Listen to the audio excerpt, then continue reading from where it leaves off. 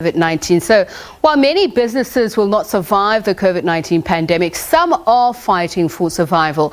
A South African businessman has turned his restaurant into a grocery store. This was not in any way part of his future plans until the arrival of the invisible deadly virus. But it's adapt or die for many business owners during this time. Voodoo Lily Cafe's evolution into a grocery store will certainly save jobs when millions are set to lose theirs. Larry Hodes is the owner of 3 restaurants, The Dark Kitchen, Voodoo Lily and Arbour Cafe, and he joins us now via Skype. A very good evening to you, Larry. Thank you so much for speaking to us. So how did you arrive at this point? Obviously it was a push, but it certainly couldn't have been that easy. You know what, it was definitely a huge push. So first of all, you know what, I also had another restaurant which I had to close permanently, which was Code 44 Stanley. So everything just collapsed. And then with Arbour, Arbour, we haven't been doing any trading. And then with Voodoo Lily, my wife and I were trying to think, what can we do? What can we do to make the business sustainable? And then literally last week, Wednesday, we were saying, at 4 o'clock, we were saying, okay, what are we going to do for Mother's Day? And then we went on to WhatsApp and we went on to Facebook and everything. And then we put out that we were looking for local suppliers who were dealing in premium products, because, we wanted to deal with premium products and that. And we put out messages on that, and 24 hours later, we literally had a retail store. It's absolutely been incredible, collaboration with local suppliers, because majority of these suppliers could only supply to restaurants or sell at markets. But now with obviously restaurants being closed, markets markets in the same position as restaurants, so we provided them with a platform, for them to go and sell their products and that. And I promise you, it's just been an incredible journey. It's been an incredible experience. And obviously we've got pictures of some of the products that you would normally have on sale. Talk to us through that. Who is your market? Because it's only up until now that e-commerce has been open. So a lot of these products have also been scarce. So because Annie's my wife, and so we've been speaking and conceptualizing the whole idea of a gourmet grocer. So where Voodoo Lily is, we're in Birdhaven, which is in between Melrose Arch and Ilovo. So it's a very affluent area. So we started thinking, okay, come let's focus on the foodie. Come let's see, perhaps, there's something that we can do from a grocery. We've never wanted to be a Checkers or a Pick and Pay or something like that, just a neighborhood grocer who provides premium products. So a lot of the products that we have are, they're all premium from local suppliers, and there's just, that we've been able to provide them with an opportunity to go and do this. And ordinarily, would you get a lot of your product from overseas suppliers? And I'm talking here about your brand of beverages from Italy and other places, and preserved stuff that isn't really made locally.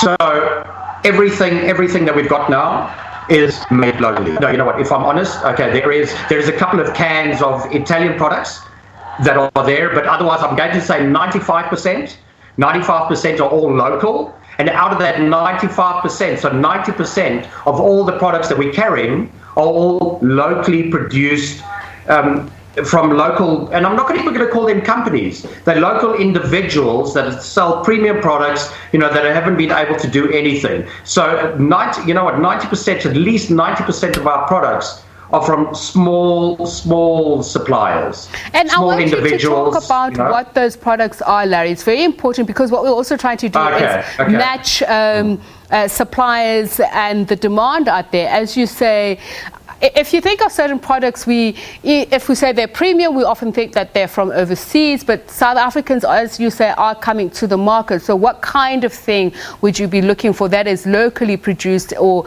that people often associate with overseas market, but we do have here? Okay, so there's an incredible selection. I'll bet you even where SABC is, within a couple of Ks around you, you've got brilliant products. One thing that that we've got out of this is And I'm going to say local is lekker. And I'm not just talking, from your average, because exactly what I said, where Voodoo Lily is a gourmet grocer, it's premium. And, so some of the products that we're doing, we've got, there's Donna's biscuits, which are absolutely incredible. We've got Ooh La La nougat chocolate that is there. We got Lady Mohadi, who does some types of chili sauces. Actually, this evening, right now some of our chicken has been marinated in a sauce, and I promise you we're going to I know what I'm so looking forward to it. We've got iced teas that are made 2-3 kilometers away from us. We've got coffee. We've got some of the sauces, some of homemade meals, which can be frozen, and people come and collect. We've got a whole Mediterranean selection, which is literally made, I think it's 2-3 kilometers away from us, and people have been raving about the products. And it's really across the board. We catering from, and I don't want to break it into race groups, but black, white, coloured, Indian, whatever, it's there. We've got everything, and it's really premium products that are made within a few kilometres. Larry, has this changed your mind about your business? As in the future, are you going to be more dependent now on local suppliers?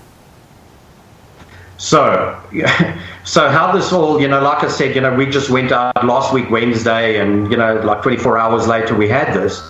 And Annie and I are actually going to come up with a number where I believe, and this is the model that I'm looking at, that 90% of our products will not come from large businesses, even, large businesses that import or whatever. We're going to look at about 90% of our products are going to come from individuals, little businesses that are, that are struggling, that they need us, but at the same time, we need them. It's collaborations with small business products. And I really believe there's a great opportunity here. Larry, thank you so much for speaking to us and wishing you all the best. Larry Hodes. Thank you. Larry Hodes is a restaurant owner of several businesses. As you heard him say, he's managed to turn around the way they do things, looking more to local individuals for supply of the products that he sells. So we're speaking to you at home. If you're facing similar challenges, we're going to speak to a businessman who's a motivational speaker who is going to also help us spot opportunities or channel them. We'll also be looking at what kind of plans government can put in place for us to re-look at this economy in terms of a recovery plan. But we will also be speaking to you as a business from a human resources perspective in just a moment on how you can help your employees. Let's take a look at the weather. We'll be back shortly.